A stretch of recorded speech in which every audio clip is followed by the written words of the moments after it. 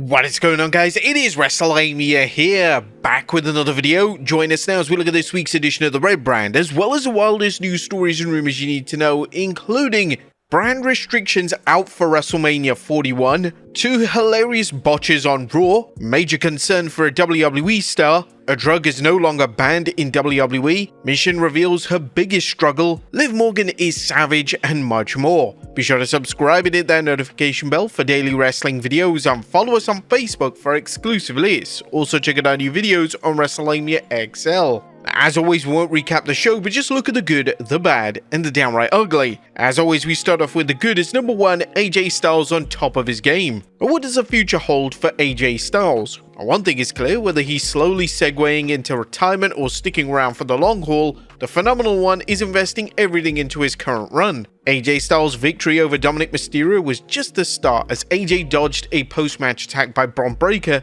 leading to the Intercontinental Champion accidentally spearing Daddy Dom, and not to mention smoothly catching that t-shirt by an angry Bron. Like, damn, that was a smooth catch. Now hopefully AJ will get a strong push rather than being used to put others over, as he's shown he has still much to contribute. Number 2, Roxanne Perez's upset win.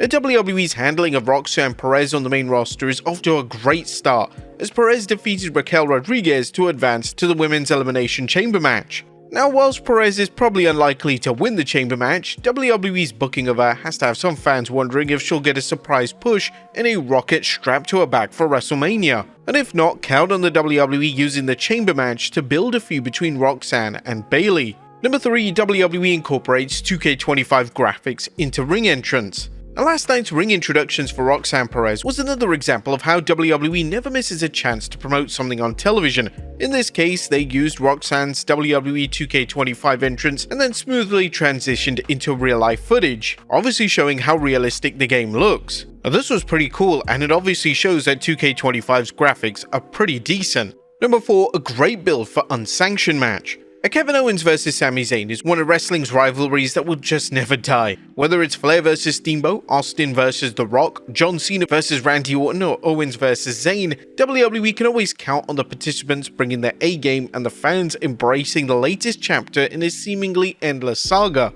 But the key though is keeping it fresh with a clever twist, and the upcoming unsanctioned match is just what the WWE needs to get fans invested in this latest match in one of wrestling's best good friends, better enemy scenario. Number 5, Jey Uso on fire. The WWE is going all in with its presentation of the time-tested story of a gutsy underdog looking to dethrone a seemingly invincible heel champion. Jey Uso's quest to topple World Heavyweight Champion Gunther has been solid ever since Main Event Jey challenged the Ring General on Saturday night's main event, and it continues to get better. While WrestleMania is just still weeks away, both superstars appear to know how to keep this feud going, which is essential as WWE doesn't want to misfire like last year's Jey vs Jimmy Uso Mania match, which was a complete fail.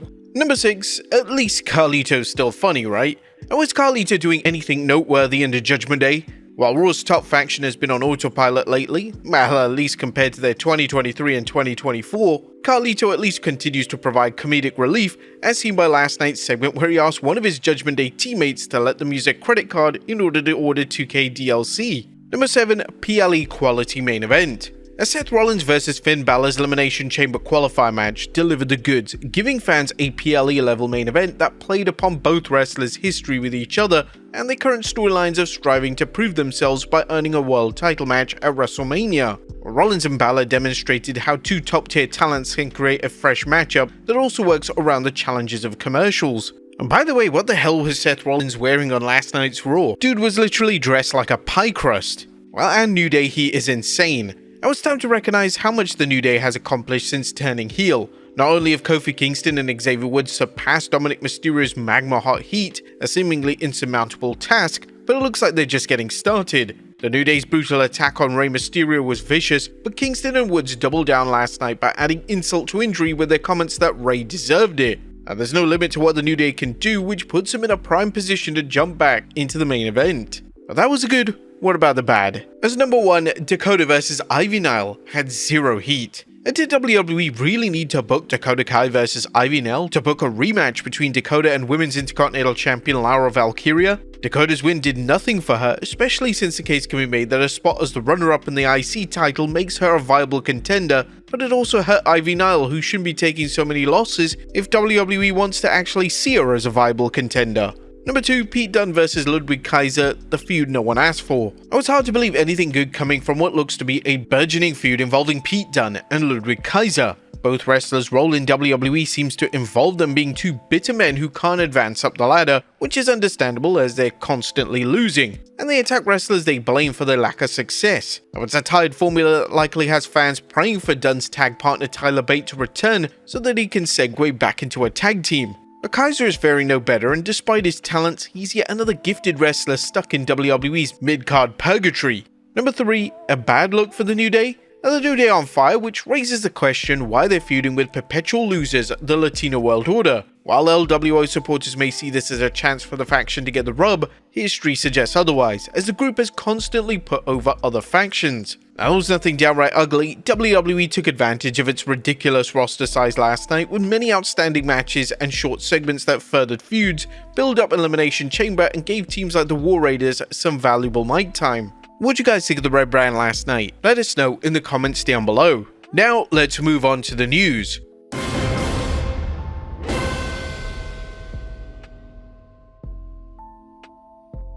Our first story looks at brand restrictions out of the window for WrestleMania 41. On top of today's news is a report from Dr. Chris Featherstone that fans could see any number of interbrand appearances as WrestleMania 41 approaches. He reported WWE talent backstage has informed Dr. Chris Featherstone that the brand restrictions of the draft are less stringent heading into WrestleMania. While fans have seen many interbrand crossovers already, so much so that the question of why WWE even has two brands is being raised again, this could be good news if it means WWE will consider interbrand matches at this year's Showcase of the Immortals. With fans and wrestlers already questioning proposed matches, opening up both brands could make this year's Mania all the more interesting. Next up, Raw's hilarious botches. Now, as good as last night's Raw was, the show had two big blunders. The first being Roxanne Perez's new name. Now, no, WWE haven't changed their name up, but the memo wasn't given to Lillian Garcia. She called Roxanne Perez Roseanne Perez, kind of a rare blunder for the veteran ring announcer. But it also looked like the WWE camera operators will have to be a little more careful working around Penta, as a popular luchador accidentally took out a cameraman operator on Raw. Next up, a major concern for WWE star. Now, however, on a more serious note, fans became concerned during the Dakota Kai vs Ivy Nile match after Nile appeared to spike her head straight on the mat. Whilst the spot did look pretty brutal, at least Ivy Nile confirmed on Twitter that she is fine from the spot. Next up, where was Kevin Owens? Kevin Owens was advertised for last night's Raw, which makes sense as the WWE set up the unsanctioned match between KO and Sami Zayn. Nonetheless, Owens was nowhere to be found, but Fightful Select commented, "I thought that this segment played very well through, and that this worked out excellently. Kevin Owens was supposed to be on the show, he was advertised for it." Currently, there's no word on why Owens wasn't there, but this isn't the first time WWE's advertised a superstar only to change plans. Next up, Michin reveals a big problem. A SmackDown superstar Michin has been in the hunt for the WWE Women's United States Championship, a refreshing change of pace for the talented superstar who was far too often overlooked. And now Michin is speaking on why she struggled in WWE, telling Speakeasy Podcast that, "I don't even know my character, I'm really bad with, I can wrestle my ass off, but I know that my biggest hindrance is I have a problem connecting with the crowd because I'm still trying to find out what my character is, because in NXT I was a gangster, hood rat chick, right? In wrestling, you just accelerated times 100. So they really wanted that character, and I guess I dove right into it, whereas now, I'm a gamer. I just want to go home and just hang out with my dogs. I'm very low-key and chill." Now, in a character-driven business, it's easy to see why Michin is concerned. What do you think of Michin's failure to connect with the WWE fans on a permanent basis? Is it a character just failing to connect? Next up, a drug no longer banned in WWE. Now, Michin also revealed on the Speakeasy Podcast that marijuana is no longer on WWE's list of banned substances. Because it's more legal, they kind of accepted it. So before that marijuana used to be on the drug list, and they took that off a couple of years ago. Now, although recreational marijuana is still illegal in some states and is still illegal under federal law, its commonplace use appears to have changed attitudes. Next up, is Ludwig Kaiser interested in working with Tiffany Stratton? Now, is Ludwig Kaiser interested in working a program with real-life girlfriend Tiffany Stratton? Chris Van Vliet recently interviewed Ludwig, asking him whether he'd team up with the current WWE Women's Champion. I don't know, obviously that's something that would have to happen organically. I wouldn't want to just do that. Obviously we work in the same company and that possibility is given, but I'd also like to keep my private life private, you know what I mean?